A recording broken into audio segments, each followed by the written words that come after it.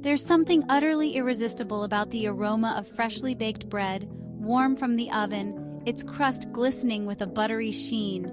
Now imagine that bread generously swirled with a creamy, tangy filling and infused with the pungent aroma of garlic.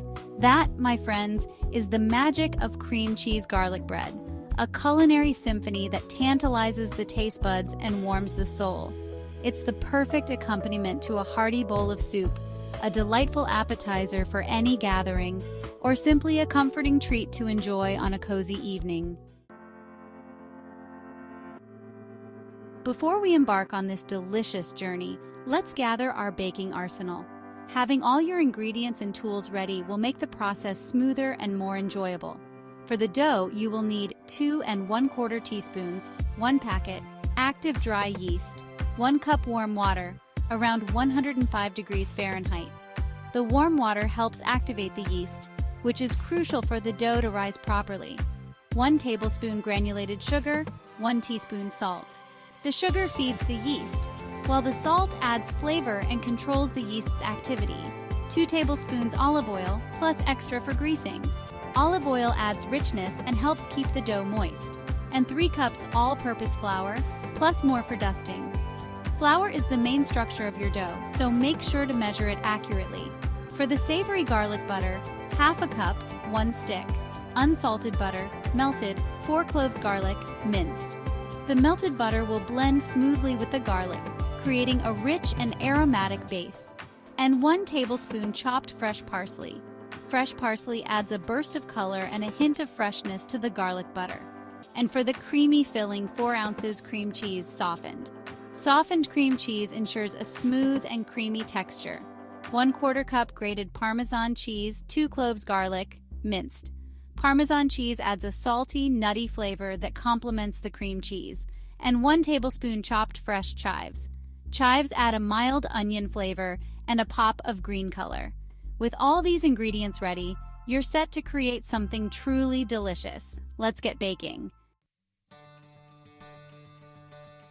In a large mixing bowl, combine the warm water and sugar. The water should be warm, but not too hot, ideally around 110 degrees Fahrenheit. This temperature helps to activate the yeast without killing it. Sprinkle the yeast over the water and let it sit for about 5 minutes, or until foamy. This process is called proofing the yeast, and it's crucial for ensuring that your dough will rise properly. This foamy texture indicates that the yeast is active and ready to work its magic. If your yeast doesn't foam, it might be expired or the water temperature might have been off. Next, add the salt, olive oil, and 2 cups of flour to the yeast mixture. Stir well to combine. The salt adds flavor, while the olive oil helps to tenderize the dough, making it easier to work with. Gradually add the remaining cup of flour, kneading the dough for 5 to 7 minutes until it becomes smooth and elastic. Kneading is essential as it develops the gluten, giving the dough its structure and chewiness. If the dough seems too sticky, add a tablespoon of flour at a time until it becomes manageable. Be careful not to add too much flour, as this can make the dough tough. Place the dough in a greased bowl, turning it to coat all sides. This prevents the dough from sticking to the bowl as it rises. Cover the bowl with a clean kitchen towel and let the dough rise in a warm place for about an hour or until doubled in size. The warmth helps the yeast to ferment, causing the dough to expand and develop flavor. While the dough is rising, let's prepare the flavor enhancers, the garlic butter and the creamy filling. For the garlic butter, simply melt the butter in a small saucepan over low heat. Add the minced garlic and cook for about a minute or until fragrant. Stir in the chopped parsley and set aside. To prepare the creamy filling, combine the softened cream cheese, grated Parmesan cheese, minced garlic, and chopped chives in a bowl. Mix well until everything is well combined and the mixture is smooth and creamy. Once the dough has doubled in size, punch it down gently to release the air. This step is crucial as it helps to redistribute the yeast, sugar, and moisture within the dough, ensuring an even texture and flavor throughout. Turn it out onto a lightly floured surface and roll it out into a rectangle, approximately 12 inches by 16 inches. Make sure to flour your rolling pin as well to prevent sticking. The dough should be even in thickness to ensure uniform baking.